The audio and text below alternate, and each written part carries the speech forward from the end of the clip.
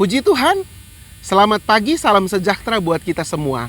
Mari jemaat Tuhan, sebelum kita beraktivitas di hari ini, mari kita merenungkan sejenak kebenaran firman Tuhan, agar perjalanan kehidupan kita sepanjang hari ini mendapat kekuatan dan peneguhan Tuhan lewat kebenaran firman Tuhan.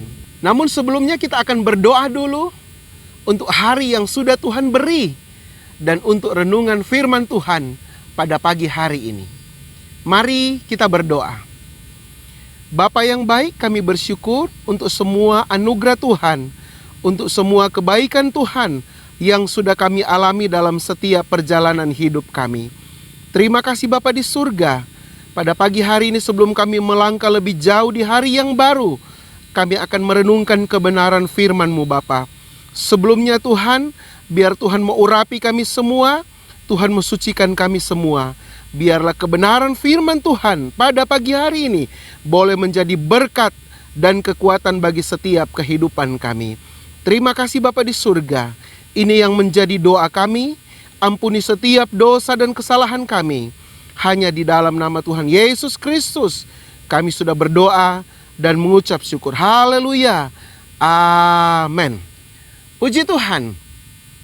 Jemaat yang dikasihi Tuhan, kebenaran firman Tuhan pada pagi hari ini kami ambil dari kitab Daniel pasal yang ke-11.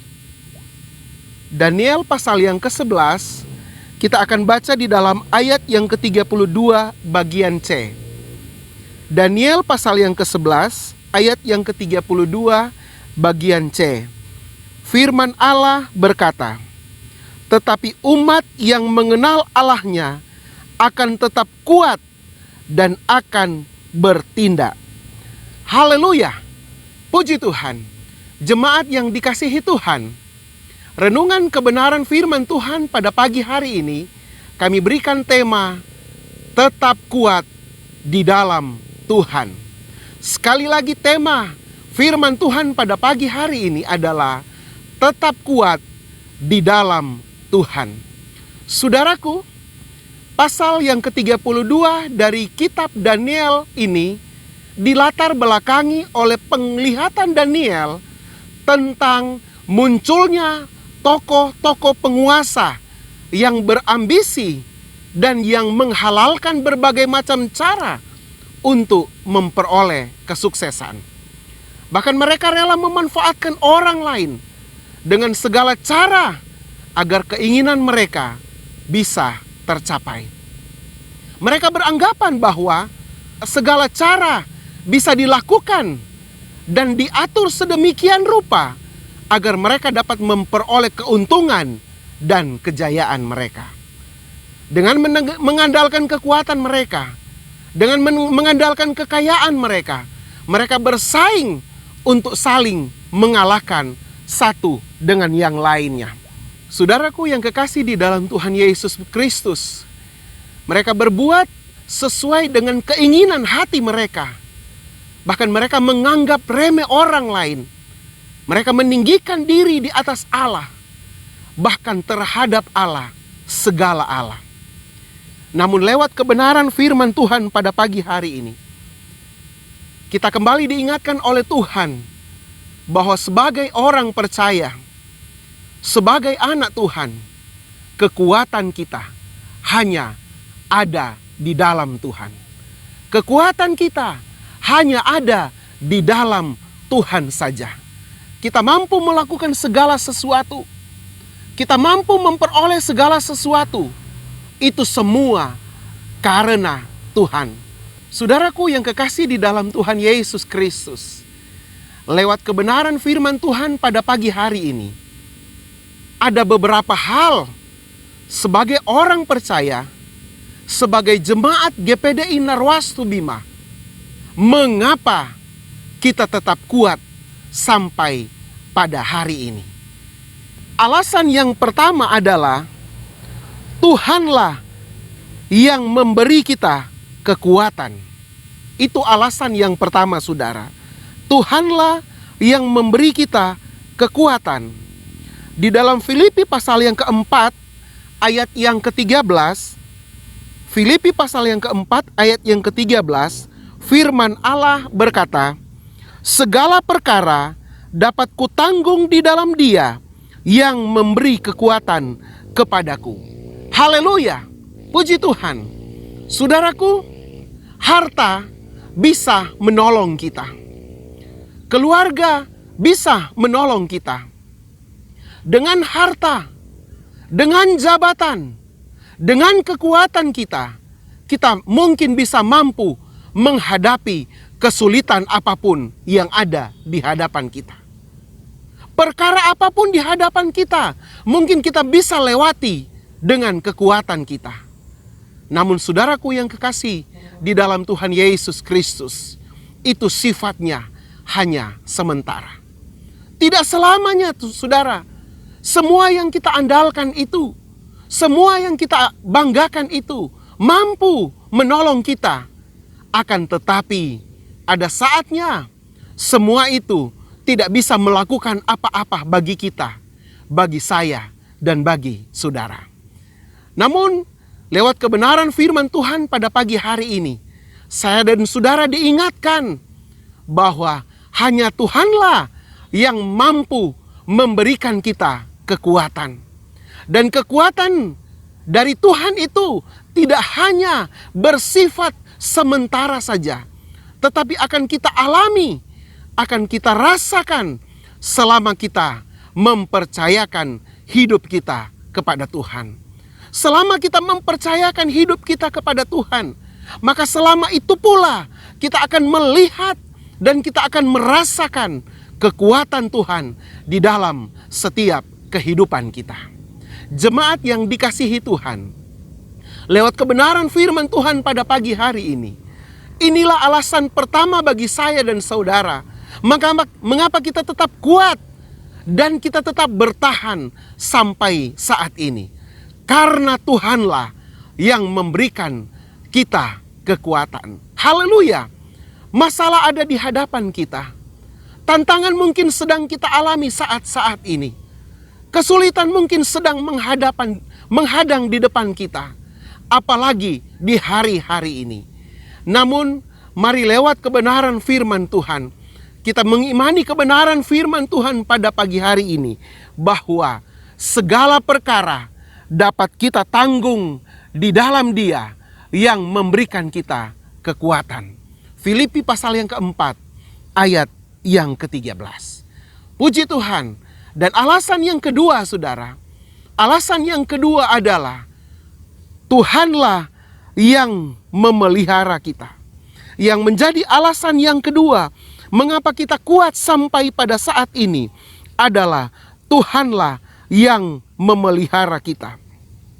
Di dalam 1 Petrus pasal yang ke-5 ayat yang ke-7, firman Allah berkata, serahkanlah segala kekhawatiranmu kepadanya, sebab Ia yang memelihara kamu. Haleluya, puji Tuhan.